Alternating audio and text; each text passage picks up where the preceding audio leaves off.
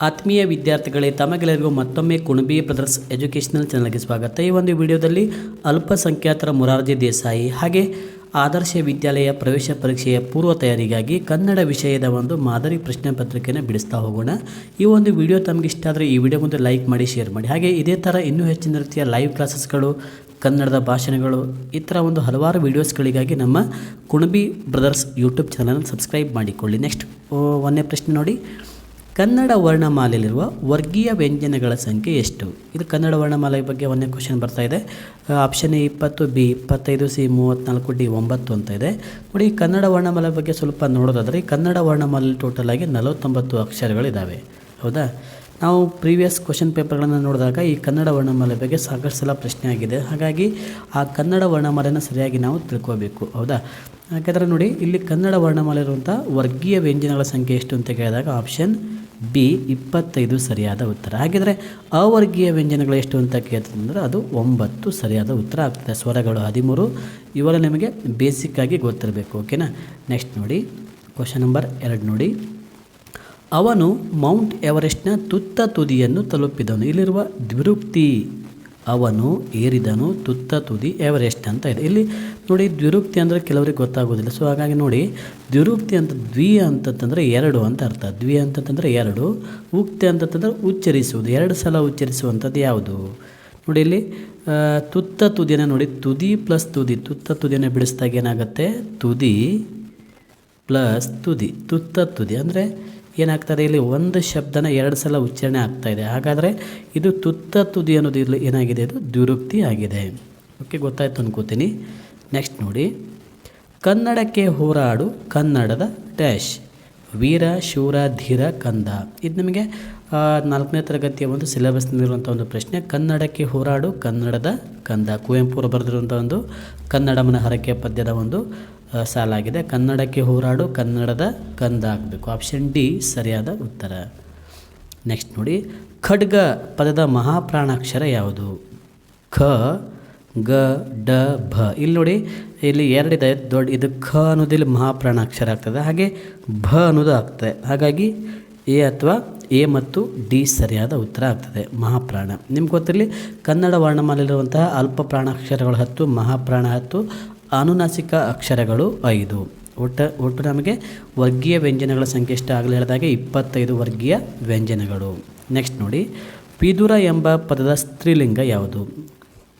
ವಿದುರ, ವಿದುರೆ, ವಿಧವೆಯರು, ವಿಧವೆ ಅಂತ ಇದೆ. ಸೊ 5ನೇ ಪ್ರಶ್ನೆಗೆ ಆಪ್ಷನ್ ವಿಧವೆ ಸರಿಯಾದ ಉತ್ತರ. ನೆಕ್ಸ್ಟ್ ನೋಡಿ, ನಂಬಿಕೆಯ ಪದದ ವಿರುದ್ಧಾರ್ಥಕ ಪದ. ನಂಬಿಕೆ, ಅರ್ಹ, ಗೌರವ, ಅಪನಂಬಿಕೆ. ನಂಬಿಕೆ, ಅಪನಂಬಿಕೆ ಸರಿಯಾದ ಉತ್ತರ. ನಂಬಿಕೆ, ಅಪನಂಬಿಕೆ ಆಗ್ತದೆ. ಓಕೆ, ನೆಕ್ಸ್ಟ್ ನೋಡಿ, ನೆಕ್ಸ್ಟ್ ಕ್ವಶನ್. ಚಿಕಿತ್ಸೆ ಎಂಬ ಪದದ ಸಮಾನಾರ್ಥಕ ಪದ ಯಾವುದು? ಚಿಕಿತ್ಸೆ, ರೋಗ, ಭಯ, ಆರೈಕೆ ಅಂತ ಇದೆ. 7ನೇ ಪ್ರಶ್ನೆಗೆ ಚಿಕಿತ್ಸೆ ಅಂತಂದರೆ ಏನು? ಚಿಕಿತ್ಸೆ ಆರೈಕೆ ಮಾಡೋದಕ್ಕೆ ನಾವು ಚಿಕಿತ್ಸೆ ಅಂತ ಸಹ ನಾವು ಹೇಳ್ತೀವಿ. ಸೊ ಆಪ್ಷನ್ ಡಿ ಸರಿಯಾದ ಉತ್ತರ. ಓಕೆ, ನೆಕ್ಸ್ಟ್ ನೋಡಿ, ಗುಂಪಿಗೆ ಸೇರದ ಪದ. ಶೇಂಗಾ, ಮಾವು, ಗೆಣಸು, ಆಲೂಗಡ್ಡೆ. ಇಲ್ಲಿ ನೋಡಿ, ಇದೆಲ್ಲ ಯಾವುದಾಗತ್ತೆ? ಇದಕ್ಕೆ ಮಾವು ಆಗುತ್ತೆ, ಯಾಕಂದರೆ ಇದು ಮರದ ಮೇಲೆ ಬೆಳೆಯುವಂಥದ್ದು. ಇದೆ ನೋಡಿ, ಶೇಂಗಾ ಮಣ್ಣಿನೊಳಗೆ ಬೆಳೆಯುವಂಥದ್ದು, ಗೆಣಸು ಮಣ್ಣಿನೊಳಗೆ, ಆಲೂಗಡ್ಡೆ ಮಣ್ಣಿನೊಳಗೆ, ಮಾವು ಏನಾಗ್ತದೆ ಹೇಳ್ರಿ? ಮರದ ಮೇಲೆ ಬೆಳೆಯುವಂಥದ್ದು. ಹೌದಾ? ಅದು ಮಣ್ಣಿನ ಹೊರಗೆ ಅಂದರೆ ಮರದ ಮೇಲೆ ಆಗುವಂಥದ್ದು. ಹಾಗಾಗಿ ಆಪ್ಷನ್ ಬಿ ಸರಿಯಾದ ಉತ್ತರ. ನೆಕ್ಸ್ಟ್ ನೋಡಿ, ಪುಸ್ತಕ ಪ್ಲಸ್ ಅನ್ನು ಕೂಡಿಸಿ ಬರೆಯಿರಿ. ಈ ಥರ ಕ್ವಶನ್ಸ್ಗಳನ್ನು ಸಹ ಕೇಳ್ತಾರೆ. ಇದನ್ನು ಸಂಧಿಗಳನ್ನು ಮಾಡಬೇಕಾದ್ರೆ ನಾವು ಪದಗಳನ್ನು ಬಿಡಿಸ್ತೀವಿ. ಇಲ್ಲಿ ನೋಡಿ, ಪುಸ್ತಕ ಪ್ಲಸ್ ಅನ್ನು, ಪುಸ್ತಕ ಏನಾಗ್ತದೆ ಅಂತ ಆಪ್ಷನ್ ಎ ಪುಸ್ತಕವನ್ನು, ಪುಸ್ತಕ, ಪುಸ್ತಕ ಅನ್ನು, ಪುಸ್ತಕ ಅನ್ನು ಅಂತ ಇದೆ. ಪುಸ್ತಕವನ್ನು ಇದು ಯಾವುದು? ವಕಾರಾಗಮ ಸಂಧಿ ಆಗ್ತದೆ. ಸಂಧಿಗಳ ಬಗ್ಗೆ ನಿಮಗೆ ಸ್ವಲ್ಪ ಗೊತ್ತಿರಬೇಕು.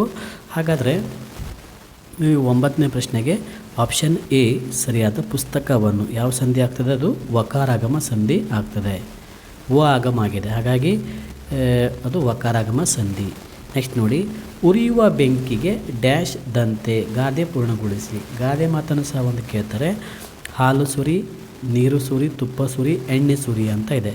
10ನೇ ಪ್ರಶ್ನೆಗೆ ಉರಿಯುವ ಬೆಂಕಿಗೆ ತುಪ್ಪ ಸುರಿ. ಆಪ್ಷನ್ ಸಿ ಸರಿಯಾದ ಉತ್ತರ.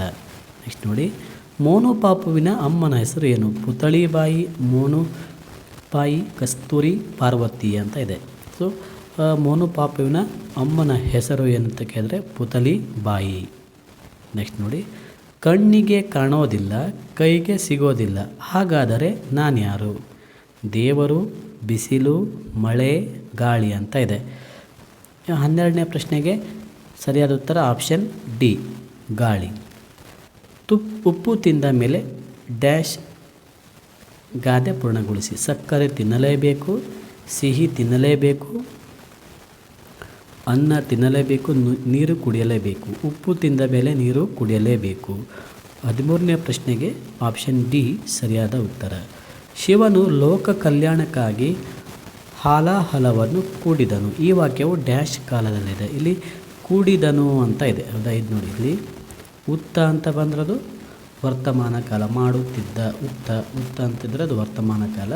ನೀವು ಕಾಲಗಳಲ್ಲಿ ನೀವು ಹೇಳಿದ್ರೆ ಭೂತಕಾಲ ಅಂತಂದ್ರೆ ನಿನ್ನೆ ಆಗಿದ್ದು, ವರ್ತಮಾನ ಕಾಲ ಅಂತಂದರೆ ಪ್ರೆಸೆಂಟಾಗಿ ಆಗ್ತಾ ಇರೋದು, ಭವಿಷ್ಯದ ಕಾಲ ಅಂತಂದ್ರೆ ನಾಳೆ ಆಗಬಹುದಾಗಿದ್ದು. ಸೊ 14ನೇ ಪ್ರಶ್ನೆಗೆ ಆಪ್ಷನ್ ಬಿ ಕುಡಿದನು. ಆಪ್ಷನ್ ಬಿ ಭೂತಕಾಲ ಸರಿಯಾದ ಉತ್ತರ. ಓಕೆ, ನೆಕ್ಸ್ಟ್ ನೋಡಿ, ಬನ್ನಿ ಬನ್ನಿ ಡ್ಯಾಶ್ ತಿನ್ನಿ, ಬೇಗ ಹಾರಿ ಬನ್ನಿ ಅಂತ ಇದೆ. ಹಣ್ಣುಗಳು, ಮಧುಫಲ, ಫಲಮಧು, ಊಟ ಅಂತ ಇದೆ. ನೋಡಿರಿ, 15ನೇ ಪ್ರಶ್ನೆಗೆ ಸರಿಯಾದ ಉತ್ತರ ಮಧುಫಲ ಸರಿಯಾದ ಉತ್ತರ, ಮಧುಫಲ. ಅಡಿ ಪದದ ನಾನಾರ್ಥಕಗಳ ಗುಂಪು ಯಾವುದು? ಪಾದ, ಸಾಲು, ಕಾಲು. ಬಿ ಪಾಡು, ಹಾಡು, ಬೀಡು. ಡಿ ಕೆಳಗೆ, ಪಾದ, ನೆಲ. ಡಿ ಸಾಲು, ಪಾಲು, ಹೋಲು ಅಂತ ಇದೆ.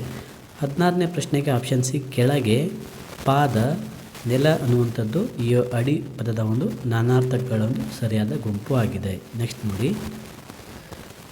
ಕೆಳಗಿನವುಗಳಲ್ಲಿ ನಾಮಪದಕ್ಕೆ ಉದಾಹರಣೆ ಯಾವುದು? ರವಿ, ಉತ್ತರ, ದಕ್ಷಿಣ, ಹಾರಿತು.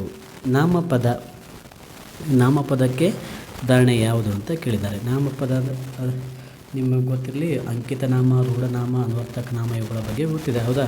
ಹಾಗಾದರೆ ನಾಮಪದಕ್ಕೆ ಉದಾಹರಣೆ ಯಾವುದಂತಂದರೆ ರವಿ ಅನ್ನೋದು ನಾಮಪದಕ್ಕೆ ಉದಾಹರಣೆ ಆಗಿದೆ. ನಾಮಪದಗಳಲ್ಲಿ ಯಾವ ನಾಮಪದಕ್ಕೆ ಸೇರಿದೆ ಅಂತಂದರೆ ಅದು ಅಂಕಿತ ನಾಮಕ್ಕೆ ಅದು ಸೇರಿದಂಥ ಒಂದು ಪದವಾಗಿದೆ. ರವಿ ಅನ್ನೋದು ಅಂಕಿತ ನಾಮಕ್ಕೆ ಸೇರಿರುವಂಥದ್ದು. ನೆಕ್ಸ್ಟ್ ನೋಡಿ, ಬೆಂಗಳೂರು ಏಷ್ಯಾದಲ್ಲೇ ಪ್ರಥಮವಾಗಿ ಡ್ಯಾಶ್ ಅನ್ನು ಪಡೆದ ನಗರವಾಗಿದೆ.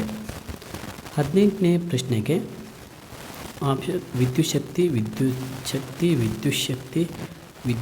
ನೋಡಿ. ಇಲ್ಲಿ ನಾವು ಒತ್ತುಗಳನ್ನು ನೋಡಬೇಕು ಅಂದರೆ ನಾವು ಇಲ್ಲಿ ಯಾವ್ಯಾವುದು ಸರಿಯಾದಂಥ ಒಂದು ಪದ ಯಾವುದು ಅಂತ ಕೇಳಿದ್ದಾರೆ. ಹಾಗಾಗಿ 18ನೇ ಪ್ರಶ್ನೆಗೆ ಆಪ್ಷನ್ ಸಿ ವಿದ್ಯುತ್ ಶಕ್ತಿ ಸರಿಯಾದ ಈ ಥರದ ಆಪ್ಷನ್ ಸಿ. ಓಕೆನಾ? ನೆಕ್ಸ್ಟ್ ನೋಡಿ, ಕೆಳಗಿನವುಗಳಲ್ಲಿ ಅಲ್ಪ ಪ್ರಾಣ ಗುಂಪುಗಳನ್ನು ಕಂಡುಹಿಡಿಯಿರಿ. ಭ, ಕ, ಅ, ಇ, ತ, ಪ, ಘ, ನ.